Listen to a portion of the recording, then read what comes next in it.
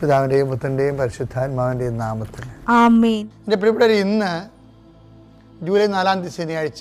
അമ്മേ പരിശുദ്ധ അമ്മേ, അമ്മേ പരിശുദ്ധമേ, ദൈവമാതാവേ, കൃപാസനത്തിലൂടെ ഞങ്ങൾക്കും ഞങ്ങളുടെ ദേശത്തിനും അമ്മ മധ്യസ്ഥം തേടി തന്ന എല്ലാ അനുഗ്രഹങ്ങൾക്കും കൃപകൾക്കും ഞങ്ങളിപ്പോൾ ഹൃദയം നിറഞ്ഞ നന്ദി പറയുന്നു. അമ്മേ പരിശുദ്ധമേ, ദൈവമാതാവേ, 2004 ഡിസംബർ 7 ഉച്ചകഴിഞ്ഞ് 2:30 കൃപാസനത്തിൽ സംഭവിച്ച അമ്മയുടെ പ്രത്യക്ഷപ്പെടലിനെക്കുറിച്ച് തിരുസഭയ്ക്ക് സമർപ്പിച്ചിരിക്കുന്ന പഠനരേഖകളുടെ മേൽ സഭാത്മകമായ പഠനം ആരംഭിക്കുവാൻ ഞങ്ങൾ പ്രാർത്ഥിക്കുന്നു. അമ്മേ പരിശുദ്ധമേ, ഭൂസ്വർലോകങ്ങളുടെ രാജ്ഞിയായ അങ്ങേയ്ക്ക് ഭൗമസംരക്ഷണത്തിനായി പ്രപഞ്ചപ്രകൃതിയെ തന്നെ തിരുസഭ പ്രതിഷ്ഠിക്കുവാൻ ഈ പ്രത്യക്ഷീകരണം വഴി ഇടയാക്കണമേ. പരിശുദ്ധമേ, ജപമാല മാതാവേ, സകല കൃപാസനം പ്രാർത്ഥനയോടും ചേർത്ത് ഞങ്ങളിപ്പോൾ പ്രാർത്ഥിക്കുന്ന ഈ കുടുംബത്തിന്റെ പ്രത്യേക നിയോഗം പറ മക്കളെ.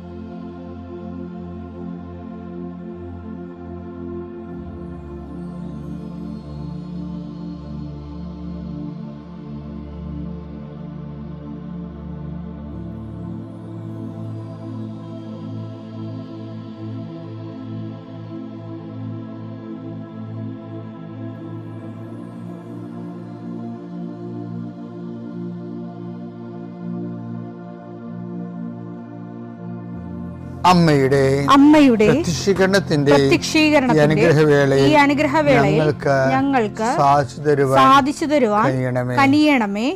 ആമേൻ. വിശ്വാസ പ്രമാണം. സർവശക്തനായ പിതാവും ആകാശത്തിന്റെയും ഭൂമിയുടെയും സൃഷ്ടാവുമായ ദൈവത്തിൽ ഞാൻ വിശ്വസിക്കുന്നു. അവിടുത്തെ ഏകപുത്രനും ഞങ്ങളുടെ കർത്താവുമായ ഈശോമിശിഹായിലും ഞാൻ വിശ്വസിക്കുന്നു. ഈ പുത്രൻ പരിശുദ്ധാത്മാവിനാൽ ഗർഭസ്ഥനായി കന്യകാമറിയത്തിൽ നിന്ന് പിറന്ന് പൊന്തിയോസ് പീലാത്തോസിന്റെ കാലത്ത് പീഡകൾ സഹിച്ച് കുരിശിൽ തറയ്ക്കപ്പെട്ട് മരിച്ച് അടക്കപ്പെട്ട് പാതാളങ്ങളിൽ ഇറങ്ങി മരിച്ചവരുടെ ഇടയിൽ നിന്ന് 3-ാം നാൾ ഉയർത്ത് സ്വർഗത്തിലേക്ക് എഴുന്നള്ളി സർവശക്തിയുള്ള പിതാവായ ദൈവത്തിന്റെ വലതുഭാഗത്തിരിക്കുന്നു. അവിടെ നിന്ന് ജീവിക്കുന്നവരെയും മരിച്ചവരെയും വിധിക്കുവാൻ വരുമെന്നും ഞാൻ വിശ്വസിക്കുന്നു. പരിശുദ്ധാത്മാവിലും ഞാൻ വിശ്വസിക്കുന്നു. വിശുദ്ധ കത്തോലിക്കാ സഭയിലും പുണ്യവാന്മാരുടെ ഐക്യത്തിലും പാപങ്ങളുടെ മോചനത്തിലും ശരീരത്തിന്റെ ഉയർപ്പിലും നിത്യമായ ജീവിതത്തിലും ഞാൻ വിശ്വസിക്കുന്നു. ആമേൻ. സ്വർഗ്ഗസ്ഥനായ ഞങ്ങളുടെ പിതാവേ, അങ്ങയുടെ നാമം പൂജിതമാകണമേ. അങ്ങയുടെ രാജ്യം വരണമേ. അങ്ങയുടെ തിരുമനസ് സ്വർഗത്തിലെ പോലെ ഭൂമിയിലും ആകണമേ. അന്നു വേണ്ടുന്ന ആഹാരം ഇന്ന് ഞങ്ങൾക്ക് തരണമേ. ഞങ്ങളോട് തെറ്റ് ചെയ്യുന്നവരോട് ഞങ്ങൾ ക്ഷമിക്കുന്നത് പോലെ ഞങ്ങളുടെ തെറ്റുകൾ ഞങ്ങളോടും ക്ഷമിക്കണമേ. ഞങ്ങളെ പ്രലോഭനത്തിൽ ഉൾപ്പെടുത്തരുതേ, തിന്മയിൽ ഞങ്ങൾ രക്ഷിക്കണമേ. ആമേൻ. നന്മ നിറഞ്ഞ മറിയമേ, സ്വസ്തി.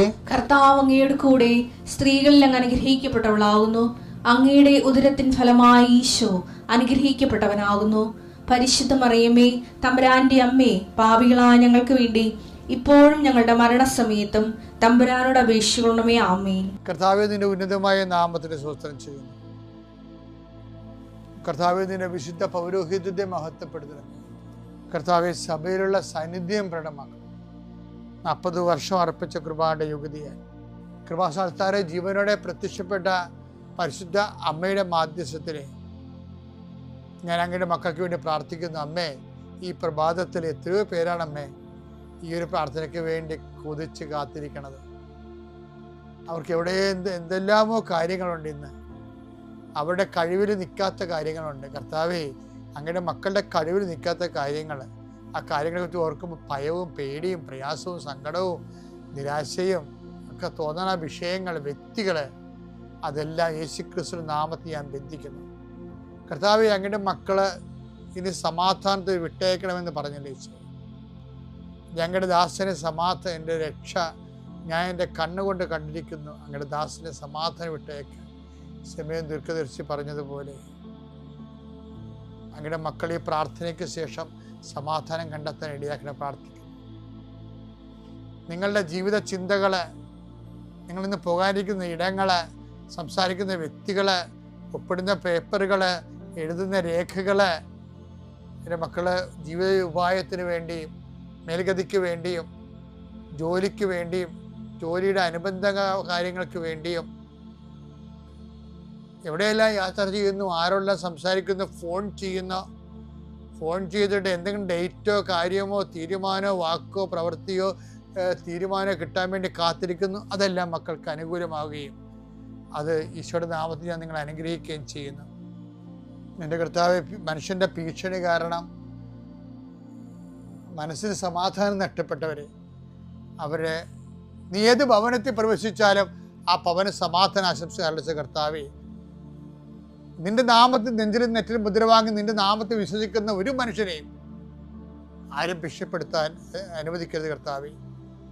അവരെല്ലാം ശത്രുക്കളെ കാൺകെ വിരുന്നൊരുക്കുന്ന ദൈവത്തിൻ്റെ ശക്തിവിശേഷം നിനക്കായി വിരുന്നൊരുക്കട്ടെ. നിന്റെ എല്ലാ ശത്രുക്കളുടെയും മുന്നിൽ നിത്യം പിതാപുത്രനും പരിശുദ്ധാത്മാവിശ്വര എന്നേക്കും ആമേൻ. എൻ്റെ പ്രിയപ്പെട്ടവർ, നമ്മൾ ഇന്നലെ ഒരു വചനം കണ്ടല്ലേ? ഇന്നലെ എന്ത് വചനം കണ്ടേ? സഭാപ്രസംഗി 7:29. അതൊന്ന് വായിച്ചേ. ഇന്നലെ വായിച്ചത് ദൈവം മനുഷ്യനെ സരള ഹൃദയനായി സൃഷ്ടിച്ചു. എന്നാൽ അവന്റെ സങ്കീർണ പ്രശ്നങ്ങൾ അവന്റെ തന്നെ സൃഷ്ടിയാണ്. അപ്പൊ ഈ സങ്കീർണത ഉണ്ടാക്കണില്ലേ ജീവിതത്തില് വളരെ ലളിതമായൊരു ജീവിതമായിരുന്നു.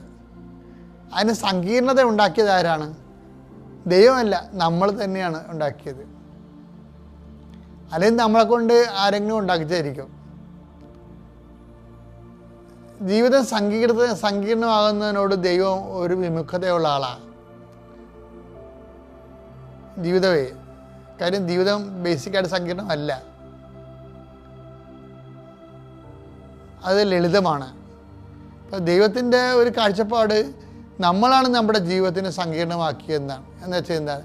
ദൈവത്തിൻ്റെ അല്ലാത്ത വഴികൾ തിരഞ്ഞെടുത്തു. അത് പറയല്ല, എൻ്റെതല്ലാത്ത പദ്ധതികൾ നിരൂപിച്ചവർക്ക് ദുരിതമെന്ന്. എടുത്തേ യെശയ്യാ 30:1. കർത്താവ് അരുളി ചെയ്യുന്നു, എൻ്റെതല്ലാത്ത പദ്ധതികൾ നടപ്പിലാക്കുകയും എനിക്ക് അഹിതമായ സഖ്യം ഉണ്ടാക്കുകയും ചെയ്ത് പാപം കുന്നുകൂട്ടി. അതാണ് ജീവിതത്തെ സങ്കീർണമാക്കണം എന്ന് പറയുന്നത്. പാപം കുന്നുകൂട്ടി എന്ന് പറയുമ്പോൾ പാപം കുന്നുകൂട്ടുന്ന ഒരു പദ്ധതിയാണെങ്കിൽ ഓർക്കുക, അത് ദൈവത്തിൻ്റെ അല്ലെന്ന്. അത് മനസ്സിലാക്കാനുള്ള കോമൺ സെൻസ് പോരെ? വിവേചനമായിട്ട് പരിശുദ്ധാത്മാവ് ദാനം വേണോ? പാപം കുന്നുകൂട്ടിയ അനുസരണമില്ലാത്ത സന്തതികൾക്ക് ദുരിതം. ഈ ദുരിതം ഉണ്ടാക്കുകയും അതിൻ്റെ ബൈ പ്രോഡക്റ്റായിട്ട് പാപങ്ങൾ ഉണ്ടാകുകയും ചെയ്യുമ്പോൾ ഓർക്കുക, ആ പദ്ധതി നമ്മളുണ്ടാക്കിയതാണ്. അത് സഭാപ്രസംഗം 7:29 പറയുന്ന പോലെ ദൈവം സലഹനായിട്ട് സൃഷ്ടിച്ചു. സങ്കീർണങ്ങളായ പ്രശ്നങ്ങൾ നമ്മുടെ തന്നെ സൃഷ്ടി കൊണ്ടാണ് ഈ പാപം കുന്നുകൂടിയതും ദൈവത്തിൽ നിരക്കാത്ത ബന്ധം ഉണ്ടാക്കിയതും. അപ്പോൾ ദൈവത്തിൽ നിരക്കാത്ത ബന്ധം ഒരു ബന്ധം, അത് വിവാഹബന്ധമായാലും മനസ്സമ്മതമായാലും നിനക്കിഷ്ടപ്പെട്ടാൽ നല്ല ചിന്തിക്കേണ്ടത് ദൈവത്തിൽ നിരക്കുന്നതാണോ എന്ന് ചിന്തിക്കണം. അപ്പോൾ കുറേയൊക്കെ നമുക്ക് അന്വേഷിച്ചാൽ അറിയാൻ പറ്റും. കുറേയൊക്കെ നമ്മൾ പലവട്ടം പ്രാർത്ഥിക്കേണ്ടി വരും.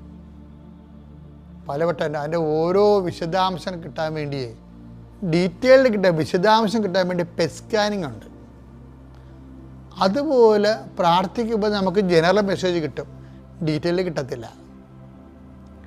അപ്പോൾ പെറ്റ് സ്കാനിങ് പോലെ ഡീറ്റെയിൽ കിട്ടാൻ വേണ്ടി നമ്മൾ വീണ്ടും ആ വിഷയം പ്രാർത്ഥിച്ചു പോകണം.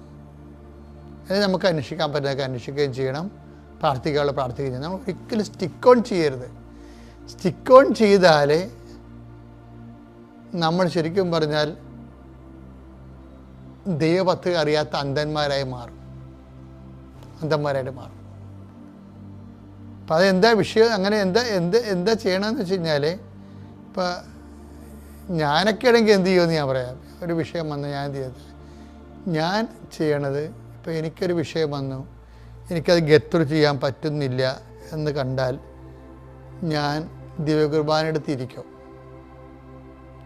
ദൈവകാലത്ത് ഇരിക്കുക. എന്തിനാ അങ്ങനെ ഇരിക്കണത്? നമുക്കറിയാം അത് ആ ഇരിപ്പിന് കുറേ വചനങ്ങളുണ്ട്. കാര്യം നിൻ്റെ മുമ്പിൽ നിന്ന് ഞങ്ങൾ എവിടെ പോകും? പത്രോസ് ചോദിക്കണില്ലേ, നീ അല്ലാതെ ഞങ്ങൾ എവിടെ പോകും? പത്രോസിൻ്റെ വല്ലാത്ത ചോദ്യങ്ങൾ ഒരെണ്ണമാണത്. അടുത്ത ആ വചനം എടുത്തേ. യോഹന്നാൻ 6:68. 6:68. കർത്താവേ, ഞങ്ങൾ ആരുടെ അടുത്തേക്ക് പോകും? ഞങ്ങൾ ആരുടെ അടുക്കിലേക്ക് പോകും? നിത്യജീവന്റെ വചനങ്ങൾ നിന്റെ പക്കലുണ്ട്. അപ്പം നിന്റെ പക്കൽ നിന്ന് വരുന്ന വചനങ്ങൾക്ക് നിത്യജീവൻ ഉണ്ടെന്നതിൻ്റെ അർത്ഥം. അപ്പം ടെമ്പററി സൊല്യൂഷൻ അല്ല എൻ്റെ അടുത്ത് ഉള്ളത്, ഒരു പെർപ്പച്വൽ സൊല്യൂഷനാണ് വരാൻ പോണത്. അതുകൊണ്ട് ഞങ്ങൾ ആരുടെ അടുക്കിലേക്ക് പോകുന്നുള്ള ഒരു ഒറ്റ വാക്ക് മതി, എല്ലാത്തിൻ്റെയും താക്കോലാണത്.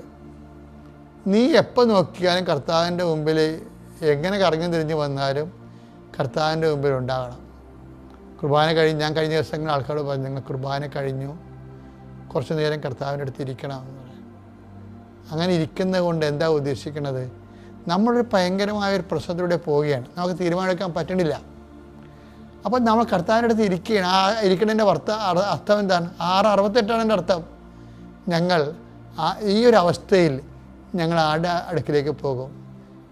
ഞങ്ങളെ രക്ഷിക്കാൻ വേണ്ടി നിത്യജീവൻ്റെ വചനങ്ങൾ ദൈവം നിനക്ക് മാത്രം തന്നിരിക്കുന്നത്. അത് ദിവ്യകുർബാനയുടെ വലിയ ടോക്ക് കഴിഞ്ഞതിന് ശേഷമാണ് അതിലേക്ക് വരണത്. പിതാക്കന്മാർ മരുഭവിച്ചു, മന്ന ഭക്ഷിച്ചു, അവർ മരിച്ചു. അതുപോലല്ല ഈ അപ്പം ഭക്ഷിക്കുന്ന നിത്യം ജീവിക്കാൻ ലോകത്തെ ജീവന് വേണ്ടി ഞാൻ നൽകുന്ന അപ്പം എൻ്റെ ശരീരം തന്നെയാണ്. എൻ്റെ ഭക്ഷിക്കുന്നതിലും ഞാൻ അവനെ ഭക്ഷിക്കുന്നു. സജീവനായ പിതാവിനെ അയച്ചത്, പിതാവ് മൂലം ഞാൻ ജീവിക്കുന്നു. അതുപോലെ എന്നെ ഭക്ഷിക്കുന്നത് ഞാൻ മൂലം ജീവിക്കുന്നു പറയുമ്പോൾ യഹൂദന്മാർ ശ്രോതാക്കൾ പറയും, ഈ വചനം കഠിനമാണ്, ആർക്ക് കേട്ടുകൊണ്ടിരിക്കാൻ പറ്റും?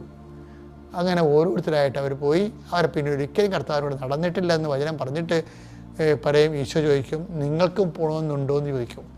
അപ്പോൾ പത്രോസ് പറയുന്ന വാക്കാണ് 6:68. യോഹന്നാൻ, ഞങ്ങൾ ആരുടെ പക്കലേക്ക് പോകും? നിത്യജീവൻ്റെ വചനങ്ങൾ നിൻ്റെ പക്കലല്ലോ. അതായത് നമ്മൾ ദിവ്യകുർബാന മുമ്പിൽ ഇരിക്കുമ്പോൾ ആ ഒരു വചനമാണ് അവിടെ ഉള്ളത്. എന്താണ്? എന്തുകൊണ്ടാണ് നീ കുർബാന കഴിഞ്ഞിട്ടും വിട്ടുപോകാതെ കർത്താവിൻ്റെ അടുത്ത് ഇരിക്കുന്നത്? അതിൻ്റെ വചനം 6:68. എന്താണ്? ഈ ഒരു പ്രതിസന്ധിയിൽ സന്ദേശം കിട്ടണില്ല, തീരുമാനമെടുക്കാൻ പറ്റണില്ല, എന്തിനൊന്നും അറിയത്തില്ല, ഞങ്ങൾ ആരുടെ പക്കലേക്ക് പോകും? നിത്യജീവൻ്റെ വചനങ്ങൾ നിൻ്റെ കൂടെയാണല്ലോ. അപ്പം ദിവ്യകുർബാന ഈ വെറുതെ ഇരുന്നാൽ മതി. അങ്ങനെ പല ദിവസം ഇരിക്കുമ്പോൾ കർത്താവ് മനസ്സിലാകും, ഇവനോട് ഇത് പറഞ്ഞു കൊടുത്തില്ലെങ്കിൽ ഇവൻ പോകത്തില്ല, ഇവന് സീരിയസ് ആണെന്ന് മനസ്സിലാകും, ഇവള് സീരിയസ് ആണെന്ന് മനസ്സിലാകും. അങ്ങനെ ദൈവത്തെ നമ്മുടെ ജീവിതത്തിൻ്റെ ഗൗരവാവസ്ഥ മനസ്സിലാക്കിയെടുക്കാൻ കൂടി ഈ സഹവാസം നമ്മളെ സഹായിക്കും. പിതാവിൻ്റെയും പുത്രൻ്റെയും പരിശുദ്ധാത്മാവിൻ്റെ നാമത്തിൽ.